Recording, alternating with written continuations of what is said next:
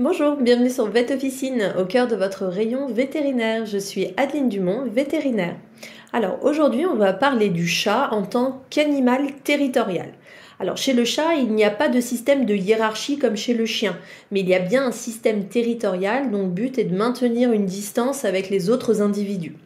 Alors la phrase clé aujourd'hui, c'est vraiment le chat a besoin d'un environnement qui est stable et apaisant.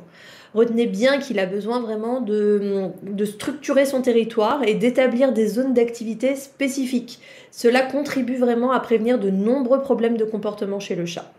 Il n'a pas besoin d'un espace gigantesque, hein. Il a vraiment besoin d'un espace assez vaste pour le subdiviser à peu près, on va dire au moins en 4 parties essentielles. Alors justement, je reviens sur ces différentes zones. Alors la première zone, c'est ce qu'on appelle la zone de retrait. Donc là, c'est vraiment le lieu calme où il va se reposer, il va faire sa toilette. N'oubliez pas également que les chats apprécient vraiment les endroits en hauteur, donc les arbres à chat, le haut de l'armoire. C'est vraiment une composante à prendre en compte dans l'aménagement de l'espace de vie du chat. Deuxième zone, c'est la zone qu'on appelle d'alimentation. Alors là, il faut qu'elle soit dans un endroit tranquille et surtout éloignée de la litière.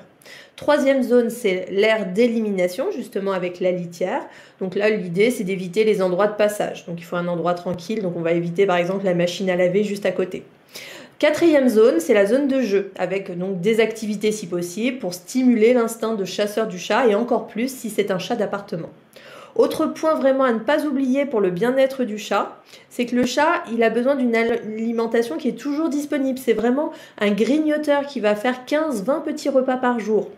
Il faudra par contre vérifier vraiment la quantité de nourriture ingérée sur 24 heures pour éviter les problèmes de surpoids. Mais voilà, important d'avoir cette alimentation à disposition.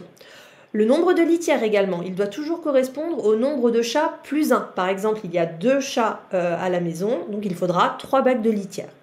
Alors, si vous êtes face à un client qui vous parle d'un problème de comportement de son chat, appliquez la méthode ACF, analyse, conseil, finalisation, et posez les questions justement pour voir si tous les points dont on vient de parler sont bien respectés. Alors, vos principaux conseils, justement, premier point, c'est de maintenir donc cette stabilité du territoire. Donc, il faut vraiment éviter tant que possible de modifier le territoire du chat. Donc par exemple l'arrivée d'un nouveau congénère, le changement de disposition des meubles, l'introduction d'un nouveau meuble, tout ça, ça peut être des sources de stress pour le chat. Il faut également limiter les déplacements du chat d'un territoire à un autre, par exemple pour les week-ends ou les vacances. Alors en effet, un chat, ça va marquer son territoire justement en déposant les phéromones d'apaisement, en frottant sa tête justement contre les meubles, contre les murs. Donc un nouvel environnement en vacances sera totalement dépourvu de ces marques faciales, ce qui oblige le chat à effectuer un nouveau marquage. Alors là, votre conseil, c'est que vous pouvez justement aider le chat en utilisant des phéromones synthétiques, alors en spray ou en diffuseur. Donc le spray, on peut en mettre un petit peu sur les meubles, sur le coin des murs. Donc par exemple, on va avoir le Feliway, on va avoir l'eau calme de chez Clément Écan ou le 4 Confort de chez Béafar. Deuxième point donc dans votre conseil, il faut aussi bien dire enrichissez l'environnement et la vie quotidienne du chat avec des jeux, d'autant plus si c'est un chat d'appartement. Il faut donc ces endroits en hauteur et alors privilégier notamment à côté des fenêtres des spots d'observation de l'extérieur. D'un point de vue de conseil, outre vraiment l'organisation du territoire et en plus des phéromones synthétiques, on a également des aliments complémentaires comme le Zilken, 75 mg, Vetoform anti-stress également pour prévenir ou gérer le stress chez le chat. Alors sur prescription, vous verrez peut-être passer sur les ordonnances alors un nouveau produit qui est le Boncat à base de prégabaline pour justement atténuer l'anxiété due au transport par exemple. Voilà, j'espère que cette formation vous sera utile pour bien conseiller vos clients. N'oubliez pas de vous abonner sur notre chaîne YouTube.